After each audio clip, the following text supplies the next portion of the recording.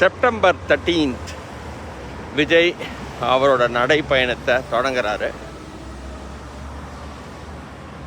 நம்மளுடைய வாழ்த்துக்கள். நிச்சயமாக இது ஒரு turning point of Tamil Nadu politics அப்படின்னு தான் நம்ம பார்க்கணும். ஏன்னா நல்லா பார்க்குற மதிமுக பிளவுபட்டு சின்னாபின்னமாயிட்டிருக்கு. செங்கோட்டையன் ஒரு பக்கம் இருக்கிறாரு, இன்னொரு சைடில் டிடிவி இருக்கிறாரு, இன்னொரு பக்கம் இபிஎஸ். மூணாக பிரிஞ்சு போயிட்டுருக்கு அதிமுக. இன்னும் 4-5 கூட பிரிஞ்சு போகலாம். அப்படி இருக்கிற நேரத்தில் திமுகவுக்கு உண்மையான போட்டி யார் அப்படின்னு பார்த்தோன்னா யாருமே இல்லை அப்படின்னு தான் நம்ம பார்க்க வேண்டியதாக இருக்குது.